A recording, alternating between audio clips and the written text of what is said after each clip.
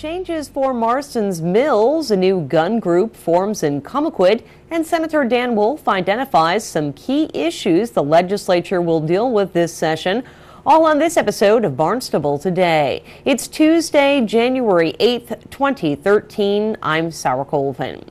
Even Marston's Mills residents find navigating the intersection near the cash market just a bit tricky. That's why the Village Association is hoping to make some changes. Barnstable Director of Growth Management Joanne Miller-Buntich says changes are in the works. The Village Association, in speaking with them over the years, we've done a number of things out there. We rezoned the village. They actually wanted their village center commercial district to be smaller because it wasn't all used as commercial. Most of it, about half of it, was used residentially, and they wanted the zoning to reflect that.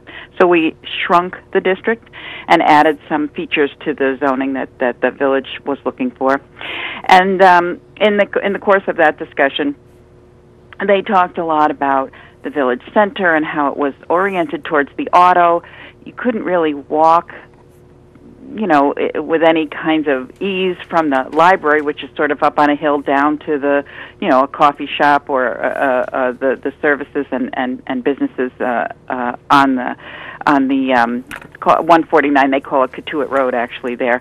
So it needed a redesign, and we were able to find some money from a Cape Cod Commission, actually, a development of regional impact, and we put out an RFP for a design for the intersection.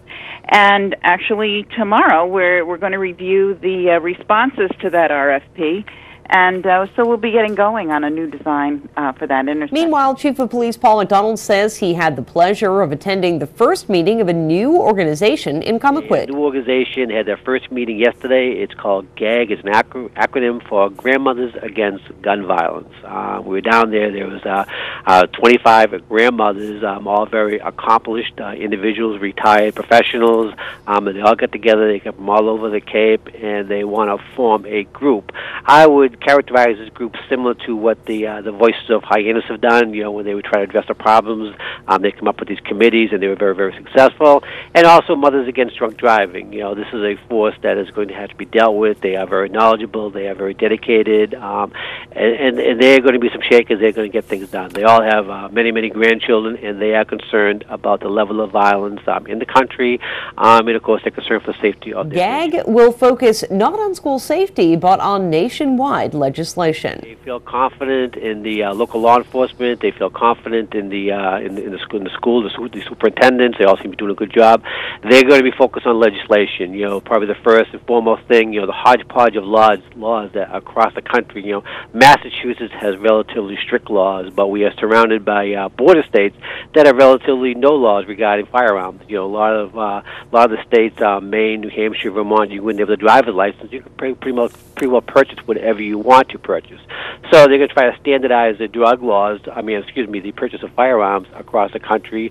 Then they're also going to be trying to combat some of the mental health issues. There's a two-pronged attack. One is the illegal weapons, and the other one is the individuals who have them, who do these crazy acts. Chief McDonald says 3 serious shooting incidents occurred in Barnstable in calendar year 2012. It was shot.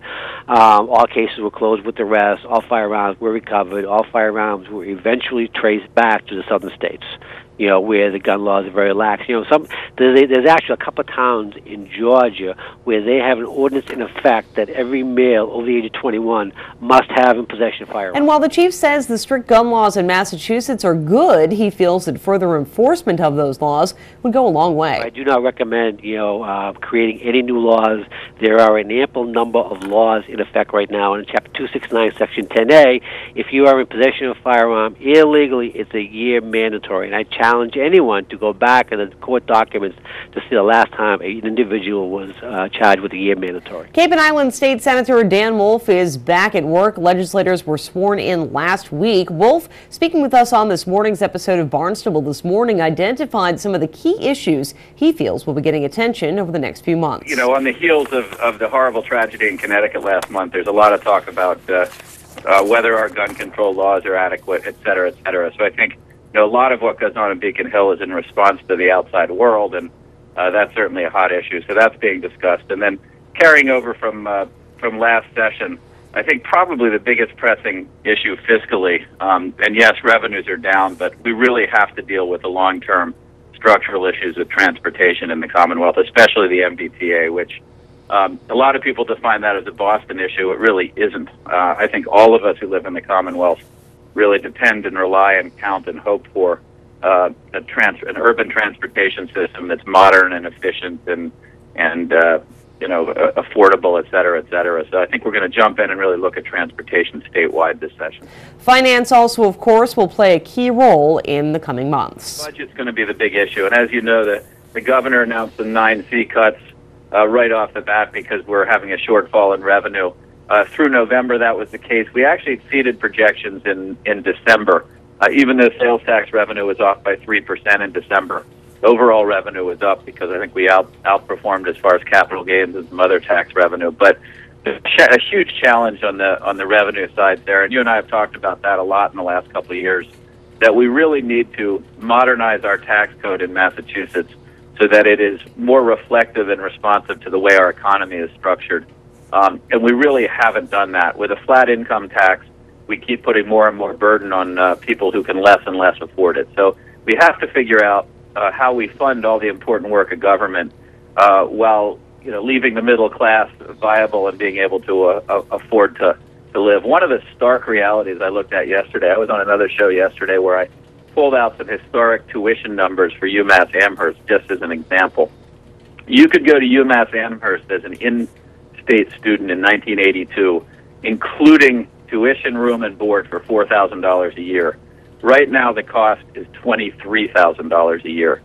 And one of the goals I certainly would have is to get higher public education in Massachusetts back to where it was 20 to 25 years ago so that regular people can afford it. If you have 2 or 3 kids and you're looking at putting them through higher education in the in-state Massachusetts public higher education system, and you have to be looking at $100,000 per child, it really puts it out of the reach of many of the working folks in this state. And I think we have to commit ourselves, if we believe in social mobility and if we believe that everybody should have a crack at succeeding, how we make public higher education affordable. So that's going to be a goal of mine going forward as well. Wolf continues to say that revenue collection is key. He also wants to take a look at the public higher education system. Overall, Massachusetts is 33rd as far as revenue collection and as far as asking its citizens to fund a lot of the important work of government, 33rd out of 50. Back in the early 70s, when we coined the name Taxachusetts, we were number 1 or 2.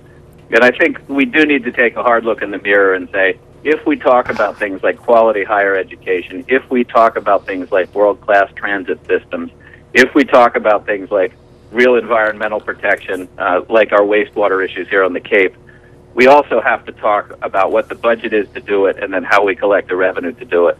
If we're not willing to have that discussion, I think, as I've always said, we're only 5 states away from Alabama, and maybe we ought to set our sights lower and just accept. But I'm not willing to do that. I think we need to set long-term visions, we need to put a budget to it, and then we need to be willing to have a tough discussion about how we pay for all this, and it's worth doing. It's worth having that conversation. Wolf says some changes could be made in the way government operates. We have to remember is we have a government that was created over 200 years ago, which moves at a certain pace, and the world around us moves at a much faster pace now through technology and all of the modern things that are out there.